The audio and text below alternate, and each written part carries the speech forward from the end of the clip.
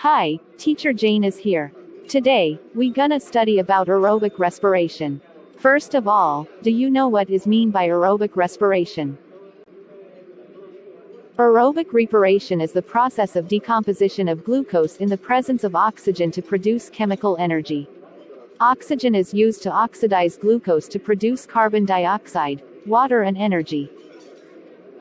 This type of respiration is common in most of the plants and animals, birds, humans, and other mammals. In this process, water and carbon dioxide are produced as end products. The chemical equation for this process is glucose C6H12O6 plus oxygen 6O2 will produce carbon dioxide 6CO2 plus water 6H2O plus energy ATP. For your information, ATP is adenosine triphosphate. This chemical, discovered in the 1920s, is important to all life. It stores and releases energy for many cellular processes. It is found in mitochondria. So now, let's focus on the steps of aerobic respiration. The complete process of aerobic respiration occurs in 4 different stages. The first step is glycolysis. It is the primary step of aerobic respiration as it takes place within the cytosol of the cell. During the glycolysis process, the glucose molecules are splitting and separated into 2 ATP and 2 NADH molecules, which are later used in the process of aerobic respiration. The second step in aerobic respiration is the formation of acetyl coenzyme A. In this process, pyruvate is oxidized in the mitochondria and 2-carbon acetyl group is produced. The newly produced 2-carbon acetyl group binds with coenzyme A, producing acetyl coenzyme A. The third step in aerobic respiration is the citric acid cycle, which is also called the Krebs cycle.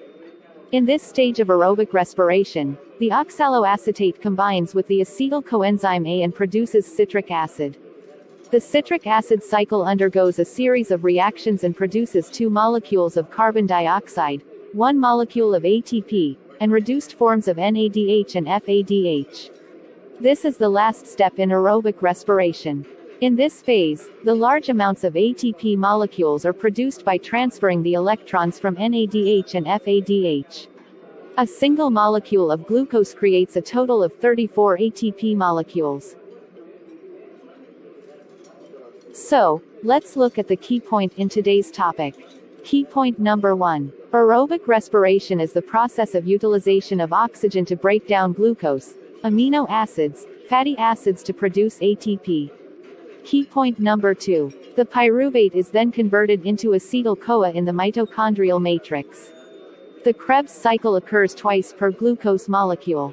Key point number 3. The protein complexes are arranged on the inner mitochondrial matrix so that the electrons pass from one reacting molecule to the other. The next key point, this is known as the electron transport chain. The last point is, ATP synthase produces ATP from ADP and inorganic phosphate. So, that's all for today.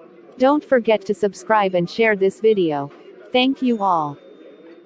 See you in next video. Goodbye.